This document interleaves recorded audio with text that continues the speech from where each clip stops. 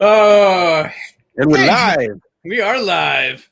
We're live. What's up, people? Hey, look at this. Scott's in there already. Lewis is in there. What's up? Welcome to the Heroes World podcast presents the Sidekick Show, starring Rob and myself, John. We're here to chill with you folks tonight, talk all kinds of stuff. So I see you, Scott and Lewis, in the chat. Thanks for joining us so early. What do we want to kick off with? Do we want to kick off with it, or you got anything you want to talk about first? Of all, can we just talk about because since John Scott's already talking about new chair. Yeah, Lewis, no squeak, bro.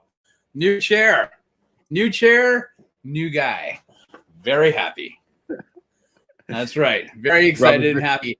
Very happy with his new chair purchase. Those of you listening on the audio, you'll notice you don't hear that very loud in the background. That has meaning Rob has replaced his.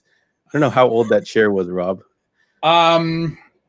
Really, it was. I don't know. It was like having an old hip replaced. So that it's that must have been about almost 20 years old. And now it is destined to be out on the curb for weeks on end while everyone drives past going, when are they going to get rid of that chair? No, I'm actually going to keep it because I think when we do end up doing our 100th episode, I'm going to bring it back. Yeah. Throw it in the dirt and kick the crap out of it. That's right. Kind of like Office Space. You take the copier outside and you just start beating the crap out of it. With baseball bats and crowbars. That's what we're gonna do that to the chair. We'll put some like fireworks on it and we'll just launch it off. I think so. That's what we'll do. Oh, like make it just spin around would be kind of fun. That's right. Yeah. Yeah. Do you remember when Much Music used to do that with the Christmas tree? You ever watch Much Music in the 90s, 80s, and 90s? They would take the Christmas tree and they would put a bunch of fireworks on it, and they would take it up to the top of the roof, and they would chuck it off as the fireworks would explode, like propelling it down into the dumpster. It was a lot of fun. I'm sure that is not allowed now. That's why they had to stop doing that. definitely a lot looser back then. Yeah. So hey, everybody, we are, as John said, we are live. Thanks to those who are joining us on, whether you're joining us through Facebook, through YouTube.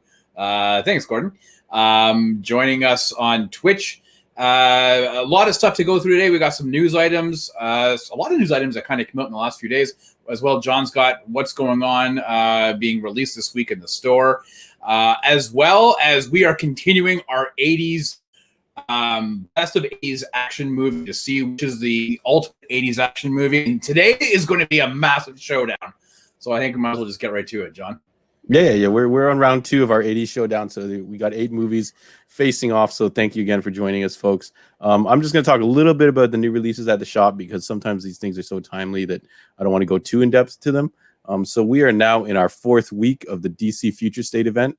And there's a couple titles coming out. Still a bunch of number ones. So if you guys like grabbing number ones for the books, and this is DC's event where they're going basically 2 months worth of books are going to be this fast forwarded kind of futuristic take on books. So different characters are stepping in, a lot of new characters, new writers, new talent on the books. So this week we have Aquaman number 1, Batman and Superman number 1, Dark Detective number 2, Legion of Superheroes number 1, Suicide Squad number 1, and Superman versus Imperious Lex. I guess that's a Lex Luthor spin. Yeah, sometimes we're on Twitch, Scott. I think Scott mentioned in Twitch. Right now we're just I tried doing YouTube just to see if it was a little bit more stable and get all you guys in the chat together. Hopefully you guys can chat amongst each other. And then I did want to shout out that we're doing a little bit more in omnibuses. So a lot of people like to collect omnibus with big, thick hardcover editions. So this week we have the 100 Bullets, one of my favorite, all-time favorite Vertigo books. Yeah. Volume 1, we're getting that back in. And we also are getting the Captain America Ed Brubaker run, Volume 1 and Volume 2, which is what a lot of the Winter Soldier and that stuff is based off of. And I'll pop on, for those of you not familiar with omnibuses and watching us on the video, I'm going to add the video here. This is the Heroes World online Instagram. And a couple weeks ago, we got in the Moon Knight omnibus, comes in 2 covers. One is the direct market edition, which might be this one here. I'm not sure. So you can only get it from comic shops. And the other one is like a mass market version. Yeah, that other one's David Finch artwork. Yeah, David Finch, and then it's got the classic artwork over here. Yeah, and then they're super thick. I say like maybe, I don't know, like a couple inches thick at least. They usually contain several books. You can see on the picture on the back here. It's got lots of books, lots of single issues collected within. And then we did get the X-Men Chris Claremont #1 omnibus as well.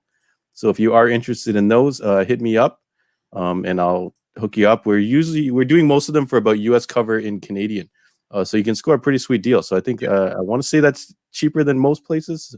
So hit me up. I can order it in for you. And then in the toy realm this week, we are getting. Sorry, let me click around a bit. We are getting the new Star Wars Black Series, which will feature this dark side Rey and a bunch of the other characters from Mandalorian. That'll be a lot of fun. And then just since we're talking about 80s movies, I just wanted to shout out we carry a lot of NECA products. So if you like this 80s movies or just nostalgic kind of kick we're on right now, NECA's kind of got the market cornered on a lot of stuff. So they've got Arnold's. They've done Arnold's. They're doing Alien stuff. So all kinds of stuff like that. So if you like that kind of stuff, definitely hit us up and we will have a bunch of those figures. And I think that's all I want to mention about the new releases at the moment. We do have the new Magic set pre-release starting this weekend. So we will have the new pre-release packs and the new booster box, and that's the new Kaladin set. So I don't know if Rob wants to hit us with the news. Yeah, for sure. So, hey, John, I know that actually right behind me, if people, I don't know, which way is the camera pointing? This way, there we go. There's a statue here. It's a Batman, the Animated Series statue that my wonderful family picked up from John for my birthday. John, not so secret in trying to coordinate that with my wife online. Pretty funny. But anyway, if you're a fan of Batman, the Animated Series, which I think most of us are, if you're watching this show, would you, John, be surprised to hear that HBO are looking at making a sequel to the animated series for HBO Max? No, not at all. Why not? Okay, good. Well, because they are. That's Why not? Why are they doing this? I think Andre had a really funny comment when we mentioned this. He said, "Yeah, it was called Batman Beyond," but apparently HBO Max and Warner Brothers want to. They say, "Hey, listen, we sell a ton of Batman the Animated Series, be it merchandise, digital downloads, DVDs, Blu-rays. Obviously there's a market here. It is considered as one of the definitive interpretations of Batman, especially with Kevin Conroy. So I guess for whatever reason, Warner Brothers and HBO Max are like saying, hey, let's produce some more episodes of this and let's go. Part of me wonders though if it doesn't taint the original. I don't know. I mean, I'm sometimes I can kind of go back and forth on that argument, but it looks like it's coming down the pipe in the next few years. Do you know what's not coming down the pipe anytime soon, John? James Bond. Are you at all surprised by this? No, I'm not. I'm not surprised. It's at this point I'm done, man. Like I don't want to be, as Stu has affectionately called me, as Snoopy or Charlie Brown kicking the ball and Lucy pulling it out. I'm tired of having anticipation for these movies now. So Bond. Originally it was supposed to be April of 2020, went to November of 2020, went to April of 2021. It is now moved to October 8th of this year. Funny enough, that date, Morbius, the living vampire, or the human vampire, or whatever he's called. So Sony had just proclaimed, because that was supposed to come out like this year as well, like March or whatever. They moved it to October the 8th. 3 days later, Bond makes the announcement. They hightailed it out of there. So now Morbius is now pushed back to January of 2022. So, I mean, this is just a ripple effect, a domino effect. There is a very real possibility that Black Widow is gone from the May release. Sorry, John, it looks like Fast and Furious 9 will probably be vacating those spots as well.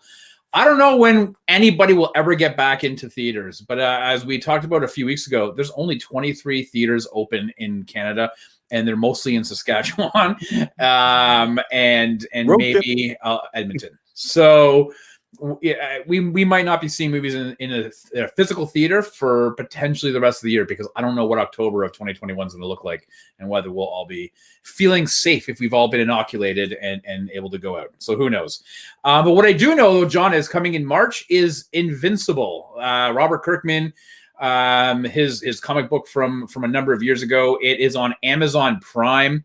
It is they just released over this past weekend a clip. I don't know. Did you watch it? I know I sent it to you. Did you see it? No, I haven't watched it yet. Sorry. All right. So at any rate, it is coming out on the 26th. Now, there are 8 episodes. They're an hour each. John, that actually kind of surprised me. I figured we'd be hitting that 30, 35-minute range. Like 22-minute or something like that. Yeah, no, they're an hour each episode. 8 episodes. They're releasing the first 3 on Amazon Prime on Friday the 26th of March. And then every Friday after that until the season finale, which is April 30th, I believe. Which would be very interesting, John, because it's also around the time that Falcon and the Winter Soldier dropped that Friday on Disney+. So we are going to have a head-to-head of Invincible versus Falcon and the Winter Soldier. So it'll be very interesting to see how things go. I'm a big fan of Invincible. And the cartoon looks great. I don't know if you have anything you want to add to that. No, it's a fantastic book. I think it's Kirkman's best work, better than Walking Dead. So I'm looking forward to it getting some kind of like some time in the spotlight. Yeah, it's great. And if you haven't read it, John, I'm pretty sure you can probably order in the compendiums, right? Yeah, we can get the big hardcovers. We can get the skinny books, and whatever you want. We can get the super duper thick. Like I forgot what it's called. The compendiums. There's like a super duper. Yeah, that one there. Yeah, and then there's like a hardcover that's like a deluxe hardcover kind of format. So they release multiple formats for you collectors if you want to try this out. I definitely recommend going and getting. It's a lot of fun. Also coming out in March, John, I sent you the link yesterday. Did you see it? It's Godzilla versus King Kong. Come on, tell me you saw that trailer. No, man. I'm in grade 3 all day, so grade 3 is kicking my ass right now. Do you not have bathroom breaks that you can't go with your phone and take a look at these trailers? I don't watch videos on my phone in the bathroom. Get out of here. Well, for those of us who do, I'm going to tell you that trailer looked amazing. I'm very excited. And of course, as the internet does, John, lots of our fellow nerds and geeks decided to slow it down frame by frame. And we saw what looks to be Mechagodzilla making an appearance. So I'm very hyped for this movie. It is, isn't it? It's like popcorn, stupid fun. Who knows? Caveat being, though, John, is that it's premiering on HBO Max March 26th. What happens to us up here in Canada? We get screwed. We could be looking at another Wonder Woman 84 $30 drop. To me, it's a bit rich for $30. I'm okay with 25. I know you're thinking 25, 30 was unless it's good. I would have been okay with that $30 for Wonder Woman if it was as good as it was touted to be. But since it was trash. Right. So this has kind of got me a little bit nervous for dropping another $30 for a Godzilla versus King Kong. But, we'll see. I mean, when it comes out, it does look amazing. So, and then finally for tonight, John, I got some comic book news for you. So I'm not sure. Did you watch the trailer I sent you today, John? No, I told you I've been in class not my class, my daughter's class, all day, and I've been helping with, so I don't have time to. Well, I haven't had time. I'm sure I'll have time tonight to watch it, but during the day, and my buddy Pat's always making fun of me. He's like, "How hard is grade 3?" I'm like, "Oh yeah, you know what? If I just do the work and hand it in, it's not that hard." But I'm trying to help my daughter understand this stuff, so a little bit more effort's got to be put in there. Yeah, but the problem is you can't have too much effort because then the teacher knows it was you who did the work. Well, anyways, today Marvel Comics released a trailer for a new comic initiative that's coming out this spring. And this title might sound familiar to those of you who are listening or watching us live. Heroes Reborn. I'm fairly certain we all remember the 90s or the early 2000s, I guess it was, with Heroes Reborn, with Jim Lee and Rob Liefeld came back to the Marvel universe and decided to redo the Avengers and Fantastic Four. Well, Marvel released a bit of a quasi trailer today about with coming out for the spring. Very surprising that Blade seems to be the prominent character that narrates this trailer. But there are no Avengers, according to the voiceover from Blade. The Avengers are gone, and they're replaced. I saw that. Yeah. They're getting rid of the Avengers or avoiding them at first. Right, and so but it looks like though they replaced them with a blonde Superman and Wonder Woman in a different costume. So it's really weird. I'm not really sure what they're doing, but they just look like a blonde Superman and Wonder Woman. So I'm not sure who those characters are, but I guess we'll find out more.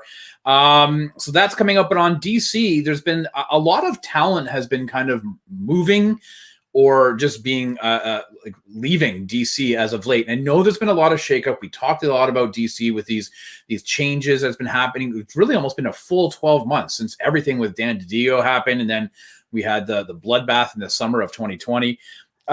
So we talked a couple weeks ago, I think, John, about Jason Fabok and his Instagram post, and that he was working on his own stuff now, and he was not really tied to DC, and he was kind of pissed off with DC not taking up his and Jeff John's pitch for Three Jokers Part 2. So I don't know what's happened with that. But then some more news came out in that Francis Manipul, another Toronto Canadian artist out of Toronto, who had an amazing run on The Flash, the New 52 run. He is no longer with DC either. He might be doing some projects on the side, but he's now focusing more on his own creator or independent owned stuff. We don't know what that is. He just is now, he's kind of made it known that he's focusing more on that right now. He was supposed to be drawing and potentially writing an Aquaman Earth 1.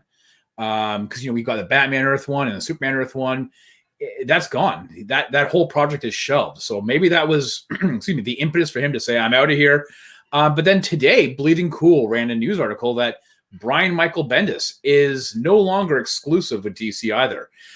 So that he is now free to take on writing jobs from other publishers. He still will have some stuff to do with DC, but he's no longer exclusively under their contract. So I know what, listen, there's a lot of rumors, and there have always been rumors about DC being sold off, or, even Marvel picking up some of their IP. I don't ever see that happening. But the problem is Warner Brothers and DC are not being transparent on what's happening on their side. And so this is what's kind of fueling a lot of these fears and rumors, is that, now that AT&T owns Warner Brothers, do they really care about creating new stories for these IP, or do they just want to keep rehashing what they've already had? And they make a lot of money on these trade paperbacks and on these collected editions and omnibuses. So maybe that's all they want to do, is just keep cashing in on these reprints without having to create new stories. I don't know. But Brian Michael Bendis, Francis Manipul, and Jason Fabok are three big talents that are pretty much no longer with DC. So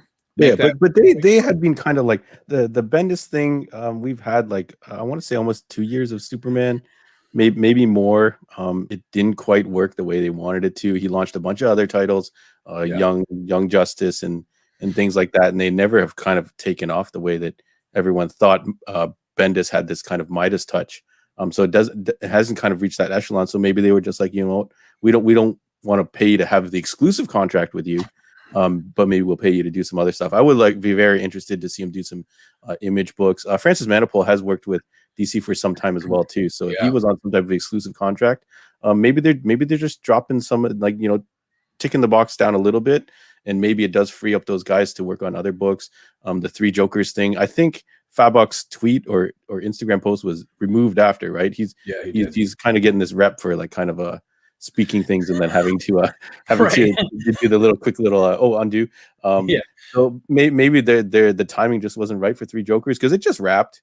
It was kind of late. We're still in the pandemic, so maybe they want it to be a blockbuster, or maybe they want to go a different way with the artwork and things like that. And unfortunately, maybe he's not included, or yada yada, something like that. So who knows? Yeah, but it does seem kind of suspicious that all these things are kind of stacking on top of each other. Well, and if you think about it, I know near the end of last year, we talked about Jeff Johns now has a new a book coming out with Image. I think it's in April, right?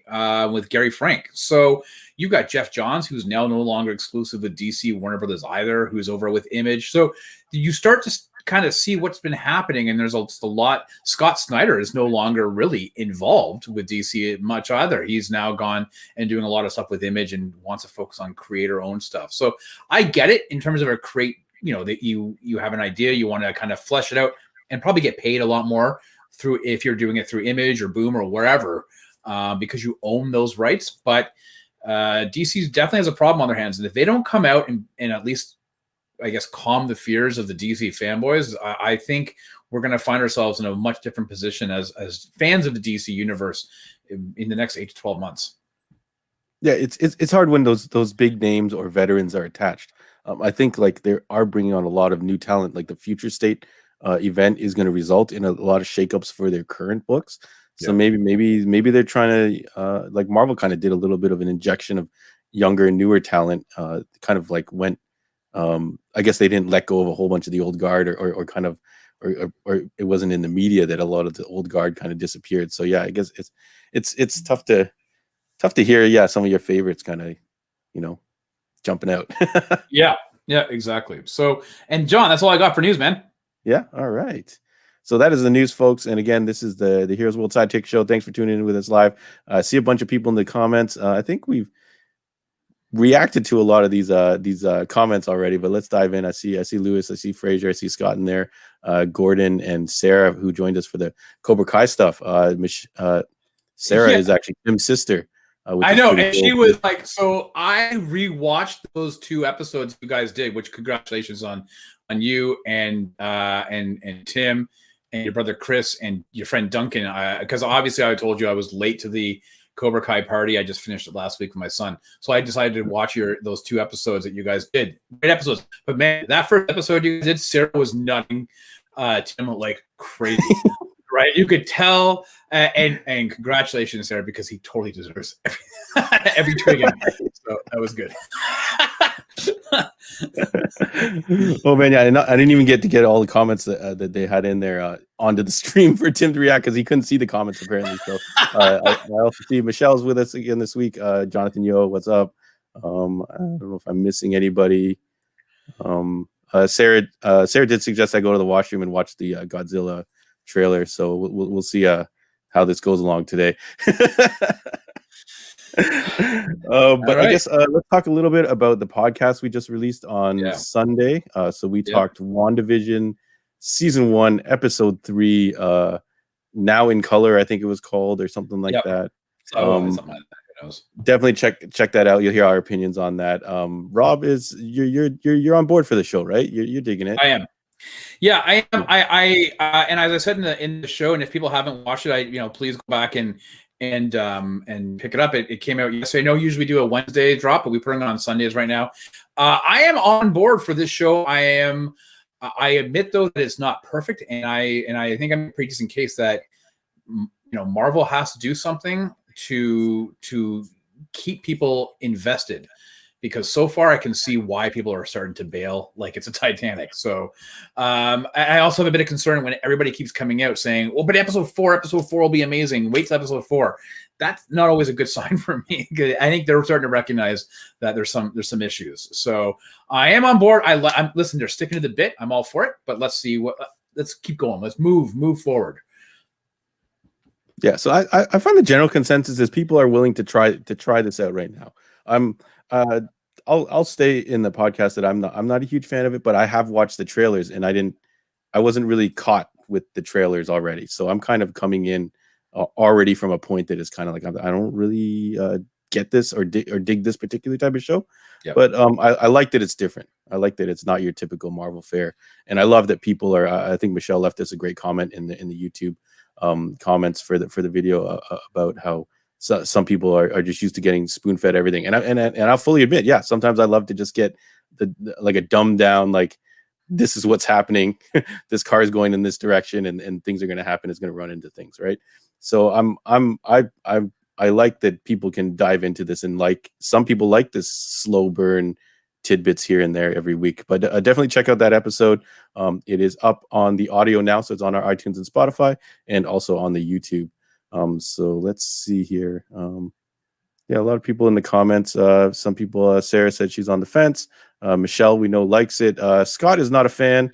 I wanted to shout out Scott during the podcast, and I forgot. I don't know if Braxton Hicks is like the go-to joke for every sitcom pregnancy in birth thing. I don't know if there's ever like a funnier thing about giving birth, but they always seem to use that particular thing in every delivery, which is funny. So I don't know if anyone else has noticed that come up in every show they watch. But because I think it's a real thing, John. Yeah, but they can't just every show uses it. Come on. Yeah, but you don't remember House? Remember the TV show House? It was always lupus until it wasn't. True. All right. Okay. Fair enough. All right. So I don't know. Do we have any other business to wrap up before we start No, I diving just want to into say for the rest of the podcast, not only do we do WandaVision, we also talk about name an actor that you'd be genuinely surprised if they showed up in a Marvel movie. So that was actually a lot of fun because there might have been some people who stole other people's ideas and suggestions.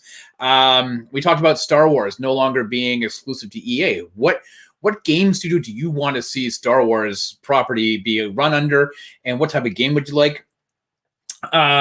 We talk about Jeff Lemire, Writer Spotlight. We talk about some recommendations if you are a Jeff Lemire fan, or if you have very little information on who Jeff Lemire is, Toronto boy.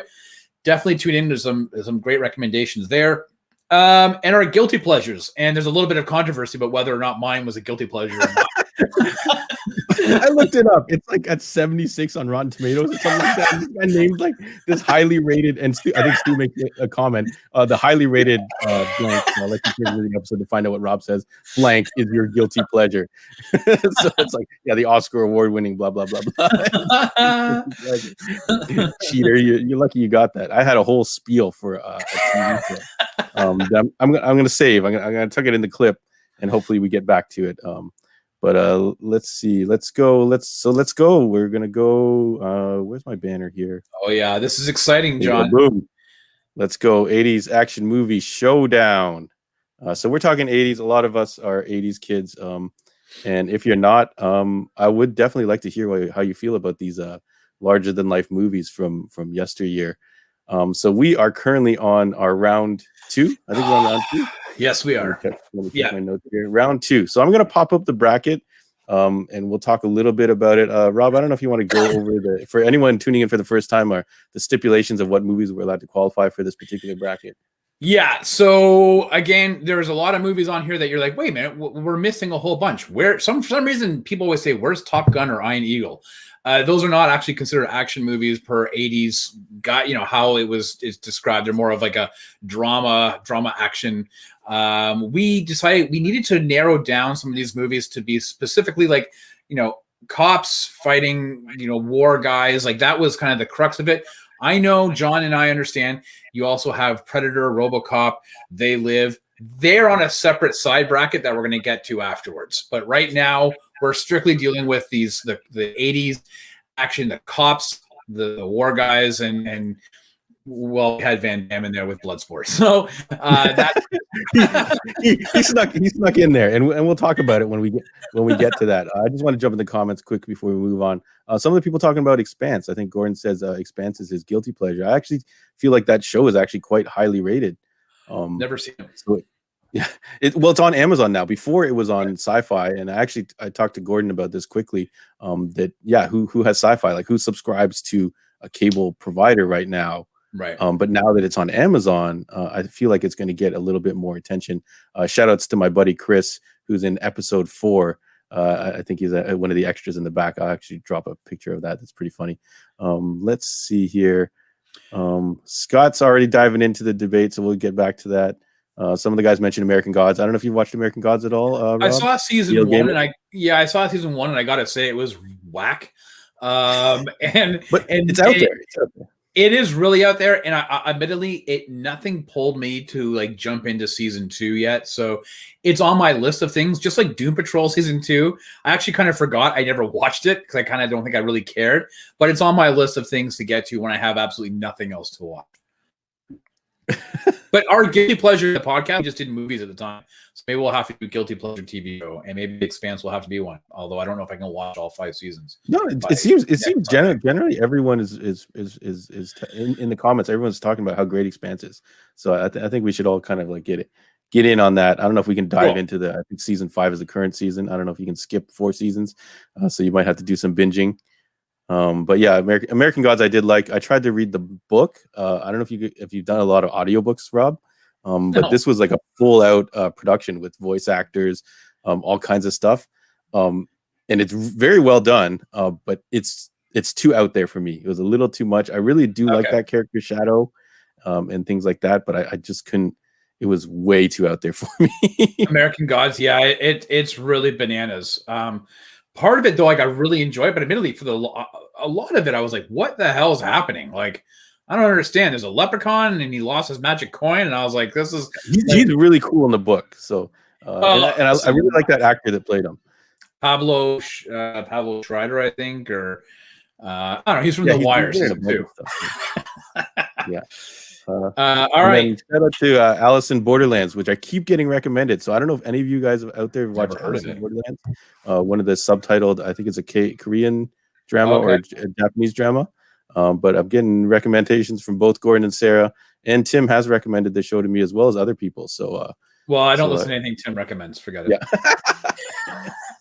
But you guys are on the same page for so many things. All right, so let's go. Okay, I'll recap the bracket and then we'll get into talking about it. So for you, those of you listening on the audio, so we have completed round 1. So there's a whole bunch of titles in round 1 that got cut quickly. We did, some of them didn't even get to a quick rewatch. Although I do miss the fact that Red Heat is on here. I do kind of want to rewatch that. But we're on round 2. So round 2 has got some juggernauts here. So we've got Die Hard, 1988 versus Lethal Weapon from 87. And then we've got Commando with Arnold Schwarzenegger from 85 versus Bloodsport from 88 with the legendary Jean-Claude Van Damme. We have Beverly Hills Cop, I don't know what you call this, a mirror match or something like that, from 84 versus Beverly Hills Cop 2 from 87. And then we have Lethal Weapon 2 from 89 versus Steven Seagal's Above the Law from 88. So those are our matchups this week that we want to discuss, and hopefully we can talk these through and get to our semifinals where we'll have kind of 4 solid movies that we will probably be able to recommend that you actually do watch. So Rob, do you want to say anything before we start diving into these matchups? Yeah, I'm fairly certain I'm going to get a lot of hate mail after what my arguments of what's going to happen today. So, okay, let's go.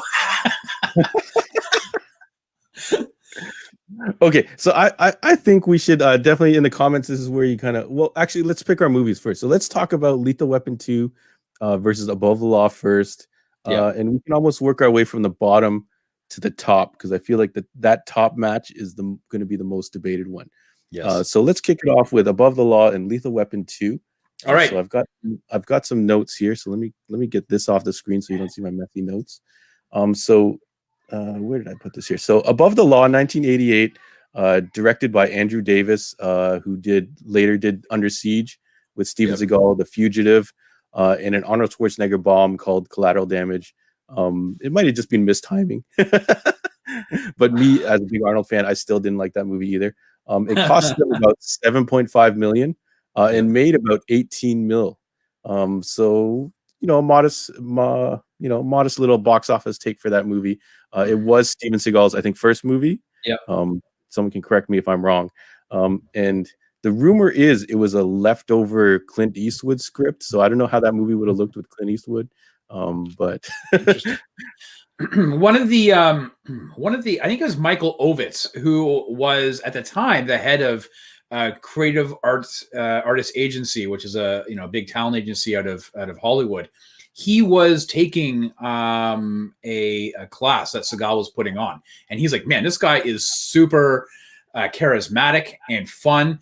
I'm going to make him a movie star," and that's really how Seagal gets into eventually this movie in Hollywood in general, is because Michael Ovitz was just one of his clients. So, listen, Seagal has a long history of training UFC fighters. I mean, I think he trained Lyoto Machida and taught him that heel kick that took down Randy Couture to win the title. I don't remember, UFC 8 million or whatever it was. Let's get back to this movie. Above the Law is a fun movie. It ranks up there for me as one of Seagal's best movies. If not his best, I would say. Yeah, listen, I think Mark for Death is decent. I mean, it's kind of wonky. He plays a really weird coma patient. I don't know how the eyes fluttering. Out for Justice made a lot of money for him, and I do actually quite enjoy Under Siege. But I think I might enjoy that more for Tommy Lee Jones than I do for Seagal.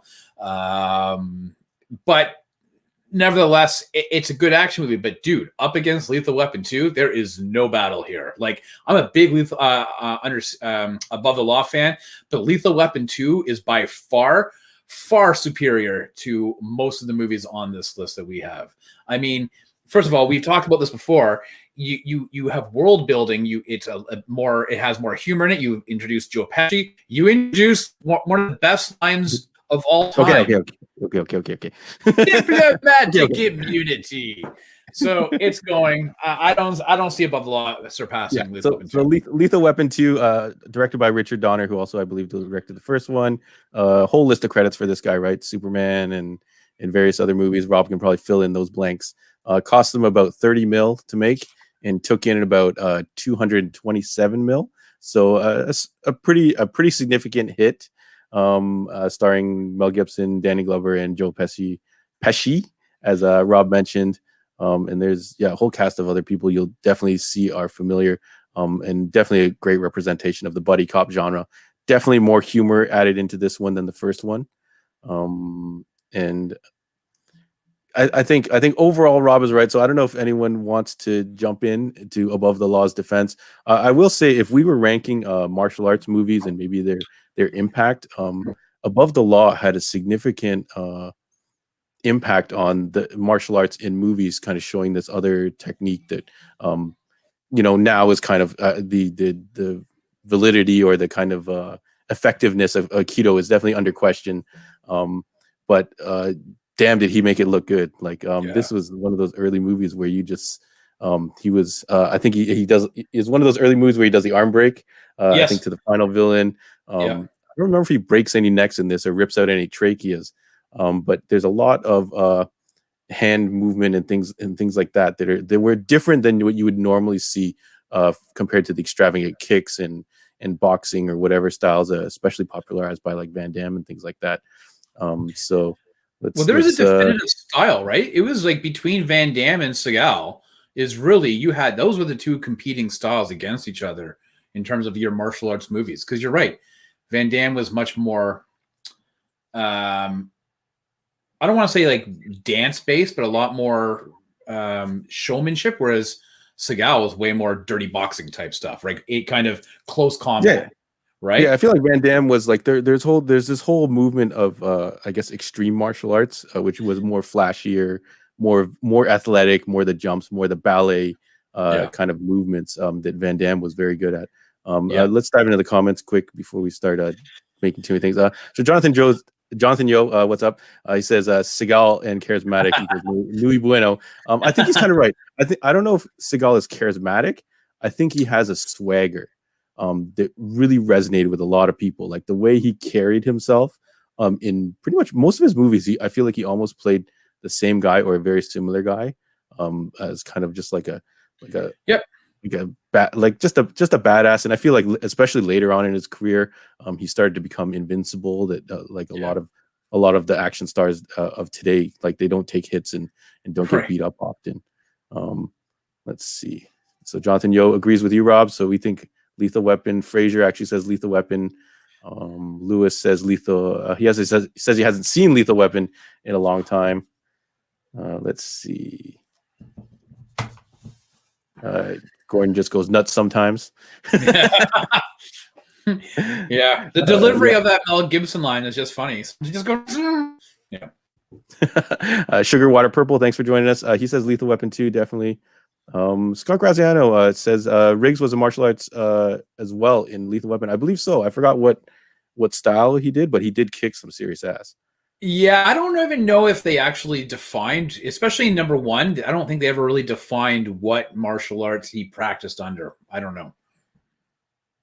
Yeah. Sarah shouts out Demolition Man in the 90s. We're gonna get to the 90s, Sarah. We're going 80s today.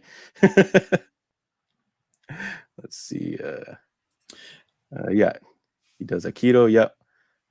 Bat scene. Let's see. Lethal. Yeah. So a lot of Lethal Weapon love here. So I think it's pretty safe to say that Lethal Weapon is going to move forward, and I do feel like that's a pretty easy decision. Yeah. I don't think anyone will object to that. Let's hit Lethal Weapon. I would say though, if you haven't seen Above the Law and it just happened, like I wouldn't recommend going out and buying it unless it was like on for $5 or whatever. But if it happens to be on TV or you find it on the streaming service at some point, it's definitely worth a watch. It is a good movie. It's just, it's not a great movie. I would say it doesn't quite stand up. Storytelling now has come so far, especially stuff involving police and things like that. It is one of the originators of the vigilante cop. So I would recommend you go to YouTube and you watch some of the fight scenes. So the opening bar fight scene, and then there's another fight scene where these guys just pull up in a convertible to jack them up. Yeah, and he basically, they're armed with like these giant machetes and baseball bats and stuff like that, so he can basically use his Aikido, which is essentially, I'm not 100%, I never studied it, like the art of like disarming people with swords. So it's like kind of like if you don't have a sword and you're fighting a bunch of samurais, you would be able to disarm him and take his sword or dispatch him. So it's a funny scene that these guys have got these giant machetes. That's when they go into the convenience store, right? I don't know. He's like chilling around in a black tank top, and these guys just pull up in a convertible. Yeah, and then they're just like, hey, and then they jump up with like a gun, and then they're like, and then they all surround him to mess him up. but yeah, some of these movies I feel like aren't going to stand the test of time, and I think when we get to the semifinals, those are the movies that we're really going to be able to recommend people see if they haven't seen them. So let's jump ahead, unless anyone else wants to talk about those. But I think we covered those. Let's talk. Yep. Do you want to do Beverly Hills Cop or Commando Bloodsport first, Rob? It doesn't matter. You pick. We can go Beverly Hills Cop, and it's whatever. Okay, yeah. Let's finish this lower bracket and let's talk a little bit about Beverly Hills Cop and Beverly Hills Cop 2. Okay. Let me see. I got a couple notes on this. So Beverly Hills Cop 1 was directed by Martin Best, who also directed Geely, the Ben Affleck J-Lo movie. Wow, am I wrong in that? I think it's on his resume. But it was produced by Don Simpson, Jerry Bruckheimer, cost $13 million and made $316 million. So this was a smash hit for Eddie Murphy and his crew. And then Beverly Hills Cop 2, directed by the legendary Tony Scott, I believe one of his early movies, maybe the first 3 or 4 films that he did. And it cost $27 million and then made about $300 million. So another smash hit. And I actually didn't know this, but it's kind of classified as a buddy cop series because it's like Axel Foley, who's the Eddie Murphy character, and then he has kind of multiple buddy cops. So he has Reinhold, right? Yeah. And I forgot what the other guy's name is. John Ashton. So it's Rosewood is Judge Reinhold, and then it was Taggart is John Ashton. Yeah. So one is kind of like the straight-laced by the book cop. Right. And Rosewood is kind of like the goofy, kind of offbeat, rookie-ish guy. And I don't even know if there's too much to talk about in this. Sorry, let me not show you my messy notes. But upon rewatching these, Beverly Hills Cop is more comedy than action. Yes, especially the second one. The second one is a good example of a studio having success with the first one and just letting them go wild with a second one. And there's like we mentioned the last time, Gilbert Gottfried shows up, Chris Rock shows up in the second one. Like all these like kind of different comedians come and they basically just do improv with Eddie Murphy. And I feel like a lot of Eddie Murphy's lines in this are improv and like way over the top. Did you see the Damon Wayans cameo in Beverly Hills Cop 1? That's the first one. Yeah. He gives him like Scott Graz, we're not going to fall for the banana in the tailpipe. Yeah. You know what? You're right, John. I always look at it this way, though. I always kind of think that Beverly Hills Cop 1, I feel like number 2 is much more stylistically like an 80s action movie because of that Tony Scott, Bruckheimer, Simpson. Yeah. The Tony Scott shots are really nice, but they have a whole bunch of characters like villains in there. Yep. And they don't really flesh any of it out. And there's actually, when I've finished watching the whole thing, there's actually not a ton of action. It's mostly comedy. I feel like they have like the big cement truck scene. They have a bunch of the robberies in the beginning with, I forgot who the female character is. She was from Rocky 4. Nelson. Yeah, Bridget. Yeah. She kind of like looks really badass and looks very definitively 80s with the shades and the outfits and stuff like that. But they don't really do anything with her. And then they get like some goofy stuff at the end. They got people firing rocket launchers. So there are a lot of explosions. Fraser mentions the second one in Disneyland. That's actually the third one. And I think it was in Wonder World. I think they called it Wonder World or something like that. Yeah, it was atrocious. Which I own on Laserdisc. All my Laserdiscs are going to come out when we do the 90s. Sarah talks about Beverly Hills Cop original. So that's where I'm kind of the long-winded way of saying basically Beverly Hills Cop 1 is clearly a better movie overall. Like they kind of it's a little bit tighter. Eddie Murphy doesn't go kind of too crazy in it. And I think it's got a good blend of action, comedy, a little bit of a very easy detective work, but you just need to kind of keep the plot moving. So let's see here if anyone else. Yeah, no, I think I don't know if we have anything else to say about this. I'm good. I'm good with I'm good with Beverly Hills Cop 1 going forward. I like them both. I like them both, but I agree with you. But I yes, listen, it's Tony Scott definitely, that the shots of the helicopters with the setting sun in the oil fields. I mean, that's just that is stereotypical 80s action movies. Beverly Hills Cop, I believe, was Eddie Murphy's first movie, and he was so hot coming off of SNL. So, and you're right, he was a little bit more contained because I think he wanted to make sure he wasn't going to screw up this opportunity. So I'm good with Hills Cop.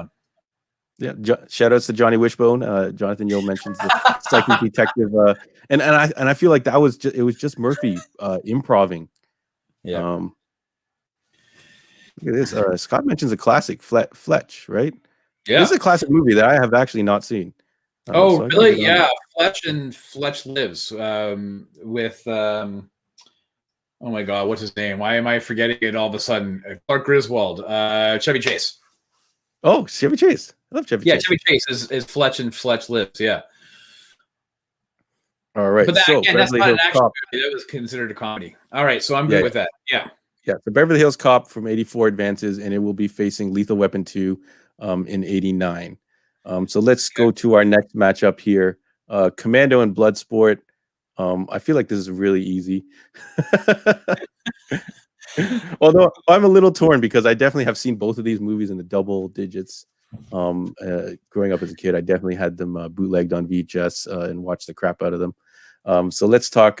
So Commando, 1985, directed by Mark L. Lester, produced by Joel Silver, who's actually got a lot of credits on this list that we've got. I think he also does produce Die Hard and the Lethal Weapon series, if I'm not mistaken.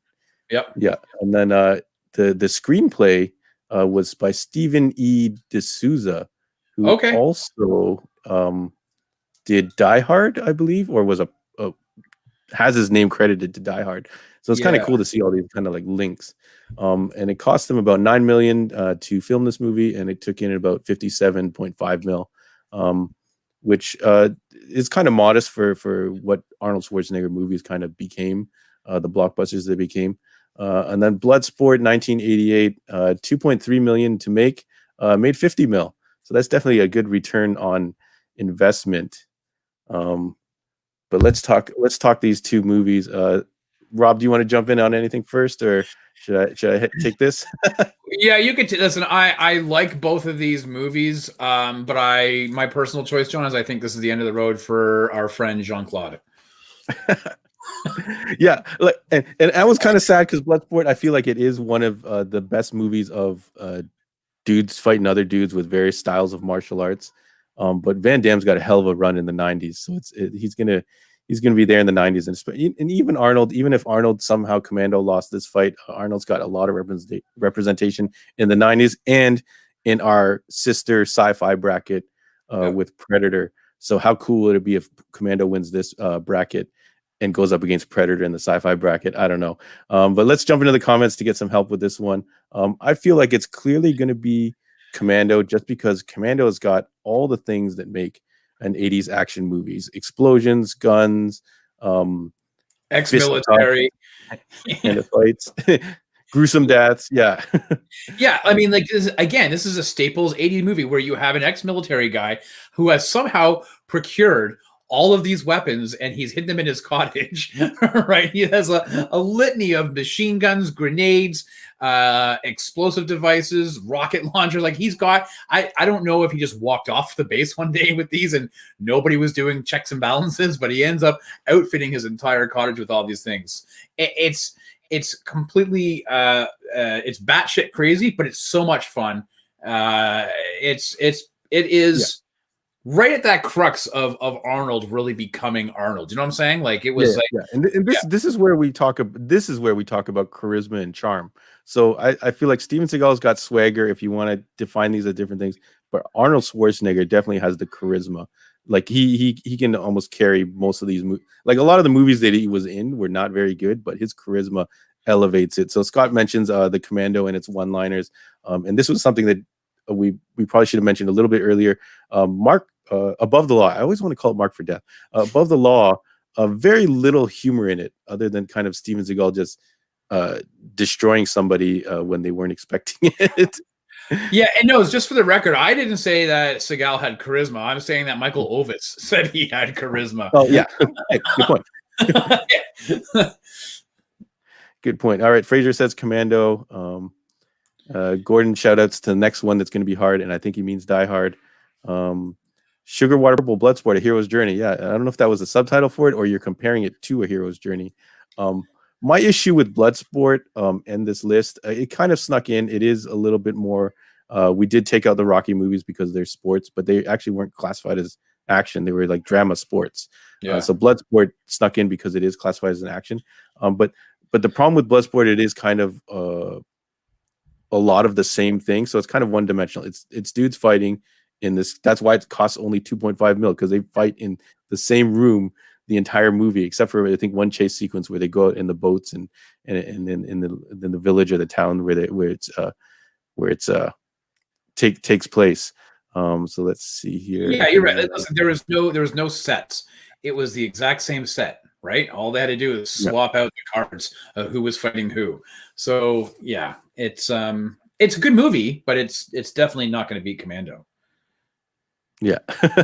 Scott shouts out some more lines. So the dead tire line, which is the airplane line, where Arnold asks for a pillow and a blanket and then kills his captor and then tells the stewardess that don't disturb my friend, he's dead tired. Great. Sully, we'll probably dive into Commando more because I'm pretty sure it's advancing into the next round. But the whole, remember when I promised to kill you last line. Let's see. Oh, so Sugar Water Purple does mention American a-holes who get chicks with bricks on Bloodsport. That was a funny moment. The bricks don't hit back. I don't know if he said that, or boards don't hit back. I don't know if that's kind of like a throwback to Bruce Lee, and then that guy proceeds to get knocked out pretty good. Let me see here. Yeah, so shout outs to Alyssa Milano and Commando. So we're okay. So we're diving into a lot of one-liners from Commando. So I feel like Commando's going to just goes to show you right there that obviously. But shout outs to Gordon who's singing the Kumte song. Kumte, Kumte, Kumte. And shout outs to Bolo Young or Leong. I don't know how he was credited in this movie. I think it's Leong in this particular movie. He changed it a couple times. Who was a great villain. This kind of. For me as an Asian watching a gigantic powerlifting Asian villain character who shows up again in Double Impact. I don't know if Double Impact's going to make our 90s run, but it was kind of cool to see this character that was just kind of not your stereotypical Asian. Yeah, fair. No, you know what? He was terrifying. I'm not going to lie. Like he was. You know what? You want to know why? Because he was quiet. Do you know what I'm saying? Like he was silent, and you're right. He was huge. He was an imposing figure, and it was quite. Now, isn't there? Am I wrong? Is there not some like weird, not a backstory or some what do you call those? You know, when you hear something about people from back in the day, what do you call it? Anyways, isn't there something weird about this guy with Bruce Lee back in the day? Am I wrong about this individual? I don't think there was a problem with him. There was other people on the set, I believe, who challenged Bruce Lee, and he did actually. The legend has it is that he actually fought them on set. So shout outs to Enter the Dragon. He's from that. He actually had a brief stint as a hero later on in some of the kind of 80s B movies, but it didn't quite work out for him. So he did make just a fantastic villain. So I don't know if. Let's see if he. I think that's it for that. Yep. I don't think anyone has a problem with this happening right now. Nope. And then we could even get into the whole shadiness of Frank Dukes, who was the character that Bloodsport was based on, and all the controversy surrounding his alleged fight history and record and all that kind of stuff, that he kind of got exposed as a kind of a notorious bullshitter. And there are people online that said they witnessed this actual supposed kumite, and it was kind of like the early beginnings of almost a UFC style fight, and it was actually like, you know, sanctioned. People weren't dying, you know, people were just kind of, it was just a regular tournament. So let's go. Let me shift Frank, that over. Frank Dukes, who is born in Dukes, Toronto. Yeah, who's born in Toronto. He's Canadian. Great. This guy. Yeah. All right. And my computer is having issues. There you go. All right. So Commando advances. Sorry, Bloodsport. One of my all-time favorites. But yeah, the comic book Craig Movies jumps in and says Commando as well. So I think it was pretty easy decision that Commando moves forward. I would have been pretty heartbroken if it didn't make it to the finals or the semifinals. So let's talk. Ooh, man, are we going to get into this now? Are we going to talk the main event? So let's talk the main event. We're actually getting close to an hour here, so we don't want to keep you guys too long. And thank you again for everyone for joining us and getting in on the comments. I think this is the one everybody's waiting for, John. Yeah. So let's talk Die Hard and Lethal Weapon. So Lethal Weapon, 1987. Richard Donner directed, produced by Joel Silver, as we mentioned before. Written by Shane Black, who is I feel like he's pretty relevant right now, right? He's kind of making movies still, right? Cost about 15 mil and made about 120 mil. So it's kind of not super crazy compared to Beverly Hills Cop, but I guess it had a certain audience, the action kind of a cop movie. Die Hard, 1988, directed by John McTiernan, who directed The Predator, and one of my guilty pleasures, Last Action Hero. I feel like we could do an episode on that. Interesting. Movie's not. I haven't seen that in a really long time. I remember it was a giant bomb. I think it was Arnold's first. It was a bomb at the time. I feel like it's aged quite well. So I don't know if anyone wants to do a dedicated Last Action Hero rewatch. I also own that on Laserdisc, and I know some of you people are like, "Why do you own everything on Laserdisc?" Don't worry, I'll bring them all in. I'll prove it. So it cost about 35 mil and made 140 mil at the box office. I actually thought that number was going to be higher, but yeah, it's still pretty good. All right, I'm going to get right into this. I think Die Hard. Listen, I'm not going to take anything away from Die Hard as an action movie. It's a great movie. It's a great action movie. I think it gets the benefit of the doubt of people saying it's the definitive 80s action movie because it's the only movie on this list that gets a repeat viewing every year, just by way of default of it being a Christmas movie. You don't hear about other movies being referred to in the lexicon on a yearly basis as you do about this movie. Do you know what I'm saying? Lethal Weapon also takes place at Christmas. It is a Shane Black staple to have all of his movies. He writes them at Christmas time. But people don't look at it that way. They don't. I look at it as a Christmas movie. I quite enjoy it, but most people don't refer to Lethal Weapon as this movie because you have Die Hard as definitive Christmas action movie. Again, I'm not taking anything away from what Bruce Willis did, what John McTiernan did. That's a real building. I mean, that was the Fox building in LA, Nakatomi Towers. It's a lot of fun and it's a great movie. And if it wasn't fun, we wouldn't be watching it every year and it wouldn't be on the damn list. And it's always on the radio or TV or on your internet, clickbait feeds. Is Die Hard a real Christmas movie? Every year, there's always this debate. But the problem is that I think the pulp culture iconography surrounds Die Hard so much that people just assume it's the best action movie, and it's not. It's great, but it's not the best action movie at all. So not at all, but in this particular round. So we did get a comment from Scott that says he thinks Die Hard wins this fight, but he's up for the fight of. So interesting in this bracket is that if Lethal Weapon loses to Die Hard now, Lethal Weapon could potentially come up against it in the finals and avenge its defeat, like the plot line of many an 80s movie. So that's kind of a funny little thing. So the question is, does Lethal Weapon 1 beat Die Hard, or do you think Lethal Weapon 2 stands a better chance? I'll say in this, I kind of wanted to leave this up to Rob, but I feel like we're gonna have to get into the comments here for sure. So everyone in the comments, definitely let us know if you feel like Die Hard or Lethal Weapon should win this. I feel like I know what's gonna happen here, and I don't know if Rob's gonna be happy about it. But I feel like Die Hard definitely in this particular case is the better overall movie. It's got humor, it's got action, it's got a pretty good plot. Like, and I like the fact that Hans Gruber is such a great villain, and he's not a terrorist, right? He's basically a bank robber, right? He's not. No, he's a terrorist. He's no. I think he's just a bank robber, man.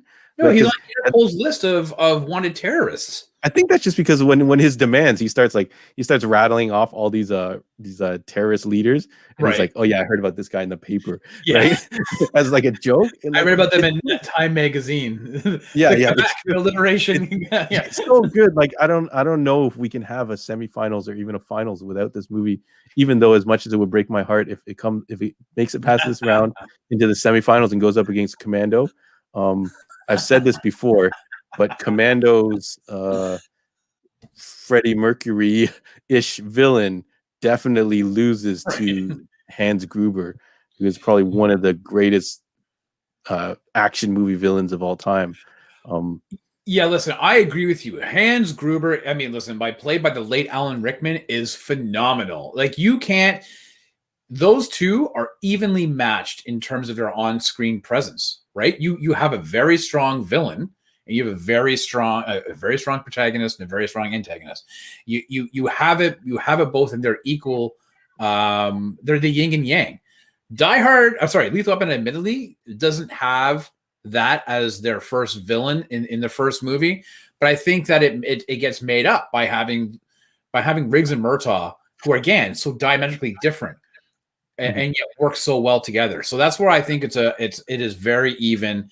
I am heartened though to see that a lot of people are saying that Lethal Weapon 2 is better than Lethal Weapon 1. And that's a hard argument for me to dispute because Lethal Weapon 1 laid the foundation of what came forward. Lethal Weapon 2, did it build upon it and make it better?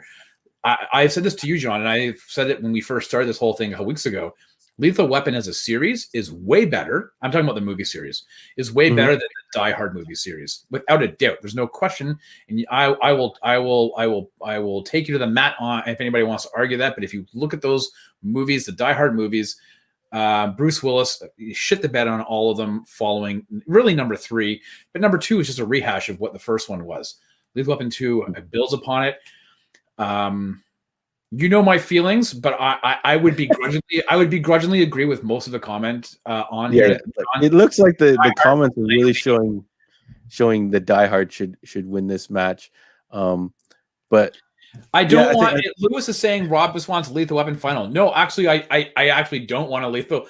I don't think it's fair. I don't think it's fair at all to do that.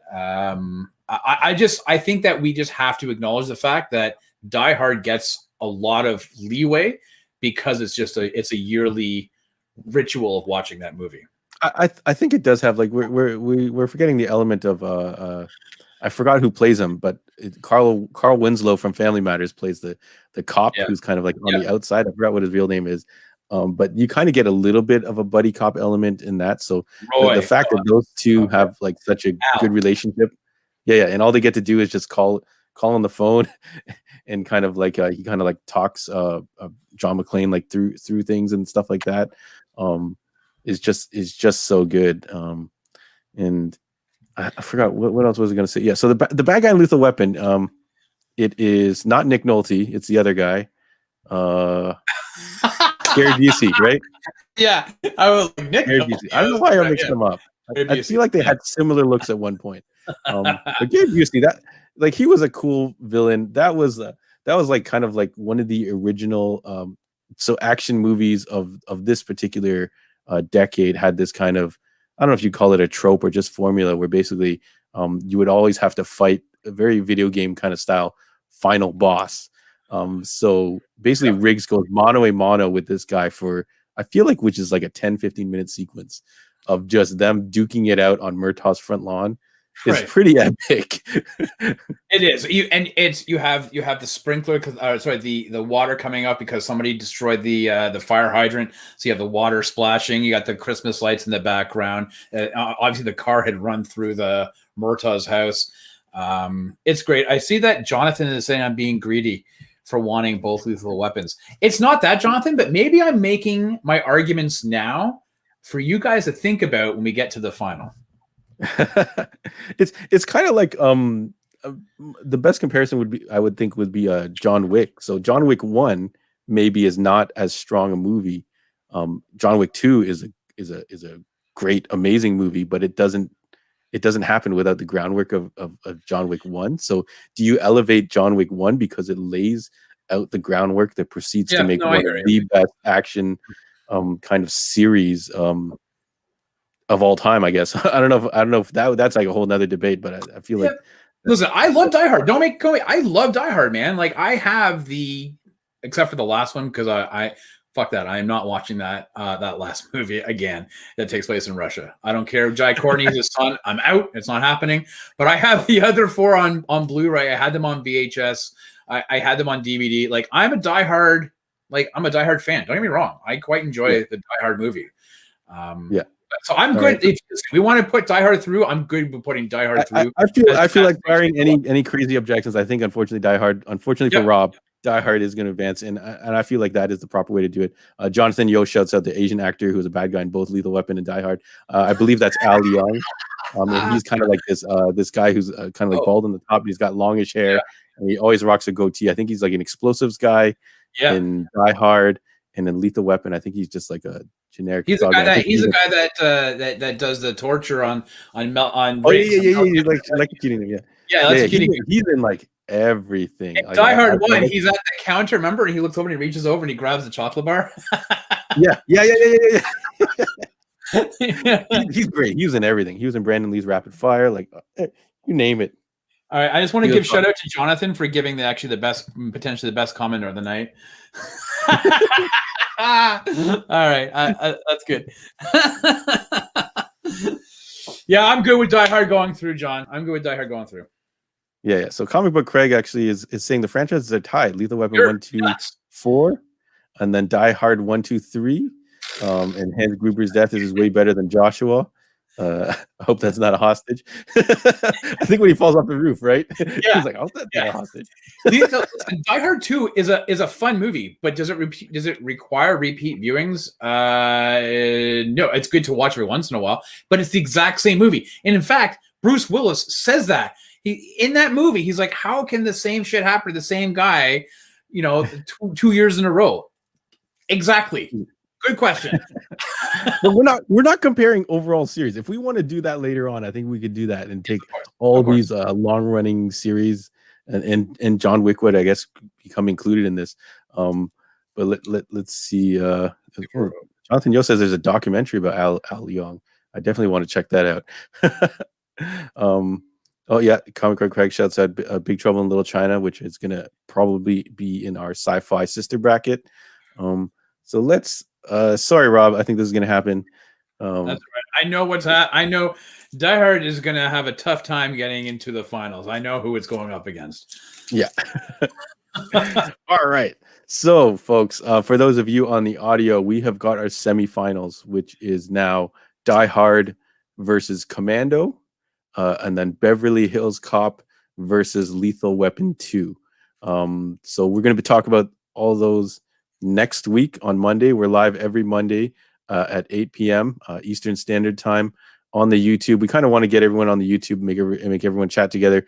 We sometimes cross post on Twitch and Facebook, but it's nice that you guys can actually talk with each other when sometimes we get too caught up in this, and we can all kind of play off of each other together.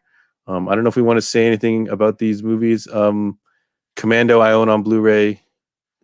Beverly Hills Cop I own on Blu-ray. So Lethal Weapon and Die Hard, I'm going to have to dig up copies. Have you watched all these recently, Rob?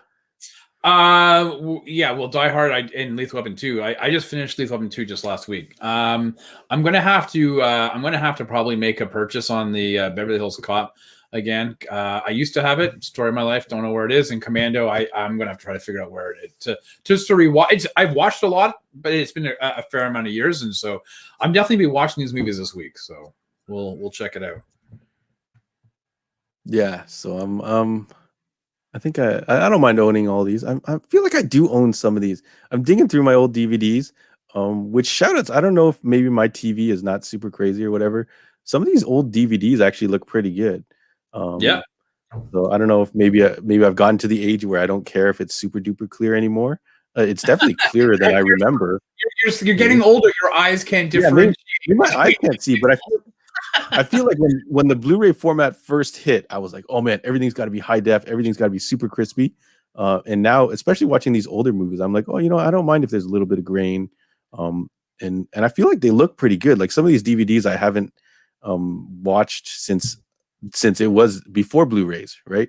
Yep. So I'm actually surprised, and I feel bad for anyone who just threw out their DVDs. So let's get in the comments before we sign off, folks. Thank you again for tuning in and joining us and having fun with us. Let's see. Comic Book Craig says Red Heat didn't make it. I do love Red Heat as well. That's the Arnold Schwarzenegger, Jim Belushi, buddy. I don't know. Are they both cops? They're both cops. He's a Russian cop. Yeah. Buddy cop. That shouldn't get along, but get along to work this out. I think we mentioned it earlier that if maybe Jim Belushi was replaced with someone else with a little bit more action pedigree, if you want to call it, it definitely would have made it further. Well, it is kind of funny because if you actually, and we'll definitely be talking about this in the 90s bracket, but if you put True Lies in there, Tom Arnold is doing Jim Belushi, but just a better version of him, right? Yeah. Oh man, I love True Lies, one of my all-time favorites. Let's see. Fraser's calling that Lethal Weapon 2 versus Commando for the finals. I would love to see that, but like I said, the villain of Commando definitely loses to Hans Gruber, and it's a shame because other than that, that movie, oh man, it's so good. Gordon mentions Roadhouse on the list is on the list, but died where it should have. Yeah, we went like Roadhouse. Man, Patrick Swayze, what a force. Like what a cool dude, man. Oh man, I would love to see that character have been expanded on. That nightclub fixer guy. Like that would have been a really cool thing to see as either a TV series or something like that. Patrick Swayze did have a show before he passed away called The Beast, which he was kind of like a rogue cop, which was actually really cool at the beginning. I didn't follow through the rest of the episodes. For those in Canada, if you are a subscriber to Amazon Prime, I just took a look. Beverly Hills Cop 1 is on there. I feel like Beverly Hills Cop 1 is always on on some streaming service. 2 you always have to pay for. Craig mentions that my player might be scaling up my DVDs. He says he hasn't brought a pair of Blu-ray, and he sells his DVD and yeah, sometimes films need grain. I feel like that's missing right now, and it's one of those elements that if you watch new Netflix produced movies or Amazon Prime or direct to video movies, sometimes it's just way too clear. It's like, well, now you're getting into a film versus digital. Yeah, and that's you might be and now all of a sudden you're Christopher Nolan and Quentin Tarantino, arguing the merits of film as opposed to digital filmmaking. Sarah mentions True Lies, the take it off slowly scene, which was I feel like it was kind of cringy. I don't know if I'm gonna watch it back when I watch it back again. That's the Jamie Lee Curtis scene, and Arnold has the tape recorder that his buddy taped, which was funny. He's like, who wrote this shit? The guy is sitting there, remember? He's smoking the cigarette, he's recording. He's smoking like a cigarette. He's like, hello, what do you do? Shout out, I don't remember which Lethal Weapon it is, but Riggs is like smoking a cigarette in his police chief's office, and there's like a no smoking sign. And then the chief's like, look at this, and throws him a no smoking sign. He's like, yeah, it says the same as this sign. I don't care. It's just smoking. It's funny to see people smoking indoors in these older movies. Yeah. We'll get into Lethal Weapon 2 for sure next week because I have a lot of information. We talked a little bit about last week about Shane Black and what happened to the original Lethal Weapon 2 script. So it'll be a lot. But yeah, Lethal Weapon 2 definitely upgrades the action. The comedy, and that is a really funny scene. And you're being generous by not using the F-bomb on that one. So Sarah's shouting out like I'm really vibing with Sarah. I know Tim. Me and Tim got a pretty good connection, but Sarah, she said she wants to watch Last Action Hero right now. I feel like I want to bust out my Laserdisc. I got to bring my Laserdisc on next episode because I think it's three or four discs for Last Action Hero. So I don't know if you know this, Rob, but back in the day, Laserdisc, if you encoded them like very high quality, you could only fit about like 30 something minutes onto a side. Yeah. So some of these longer movies that are 2 hours or whatever, you would have to flip over and replace like 4 discs, which is crazy. I don't know if I could do it again. I had a friend of mine who actually had a player that had the laser instead of flipping it because he didn't want it. He spent there was an auto flip, yeah, but it broke down like all the time. He always had to go get it repaired because it wouldn't work properly. Yeah, I feel like most of them actually had the laser on both sides, so it didn't actually have to physically flip it. But I'm sure someone had a flip. Lewis mentions Top Gun, Days of Thunder, Blade Runner. So I think Blade Runner will be on the sister bracket of the sci-fi fantasy movies. Top Gun is classified as is it more of a drama? Yeah. And I don't know what Days of Thunder is classified as. These are some of my favorite movies as well too. I'm a big Tom Cruise guy. So those would definitely be on my list, but it might not fit in here. but here's the best part. Yo, Tim's in here. What's up, Tim? First of all, if you're gonna rip a guy, spell his name right, Tim. Okay, we gotta let Tim on here one time because you always bust Tim's chops.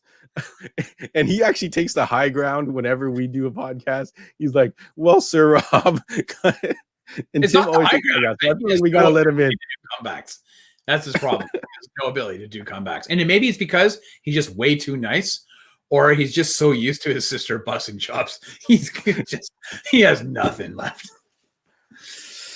All right, it's been a lot of fun, John. But my drink is empty and I want to go. Yeah. All right. Thanks. Oh man, it's just degenerated here at the end. So it's gotten it's got a little nuts. Lewis is funny how he's like, Tim shows up out of nowhere. Like if he knew Tim was in the chat, he wouldn't have said it. He was just sitting there watching. He was just watching and waiting, and he's like, "Now I'm ready to say something." Yeah, no, a bunch of people in that first episode, our Cobra Kai episode 1, were like, we want to hear and see Tim versus Sarah. So maybe we'll have to make that. Maybe we'll have to make that happen. Sarah says Tim takes the high ground because he's tall. Yeah, I think so. But literally, yeah, every time Rob busts his chops here, and on every show he gets a chance to. And then Tim's on here with no Rob, and Tim is just like, "Oh, you know what? Rob made fun of me. Okay, fair enough." And then goes on. He can totally get you back for all that nonsense. He could. All right, folks. So but we do it out of love. We do it out of love. Yeah. Because actually Tim and I work together, so we do message back and forth occasionally at work. So at any rate. Funny. It's such a small world. So this is that's Rob Gaudet. You can follow him on Twitter and Instagram. And I am jho.heroesworld. You can follow my shenanigans on Instagram. Thank you again for tuning in, folks. This was a ton of fun. And I don't know if we have any other parting words, Rob. Stay safe. Sarah earlier in the chat said we're in a pandemic. Yep. So stay safe. Wear your masks. Support Heroes World. Lots of stuff coming out. Check out those omnibuses. Big fan of the omnibuses. So check those out. And thanks again for everybody for participating. We're going to see you guys. Omnibus, omnibuy. I don't know how we say it. Omnibuses. I think Scott said it was omnibus, and then he has quite a formidable education. So I feel like we should concede to whatever he says. Not necessarily the word omnibus comes in under medical dictionaries, though. So maybe it is a medical term that we don't know about.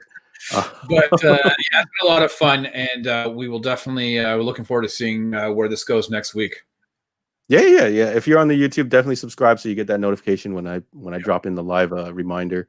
And shout outs to my good buddy Connor Macgregor, not that same Connor Macgregor who was fighting, but a really good friend of the shop who provided me with this cool background. He does a lot of great artwork. He does commission work, and one of his specialties right now is drawing you and maybe your significant other onto a comic book character, onto a comic book cover, so you can commission him to do that. So definitely hit him up. I'll post his link in there, but it's Connor Macgregor at art.etsy.com.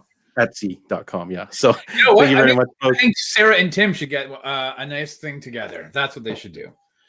Yeah. Like fighting. Yeah, that's right. Like a Mortal Kombat or a Street Fighter thing. That'd be funny. That'd make a great gift. There you go. I'd buy that. Thank you very much again. All right, we better go before we stay here all night. Maybe we'll do that one night where we go for like 3 hours, but just do an entire bracket in one night. But thank you very much again, folks. Thanks for tuning in. We'll catch you guys next time.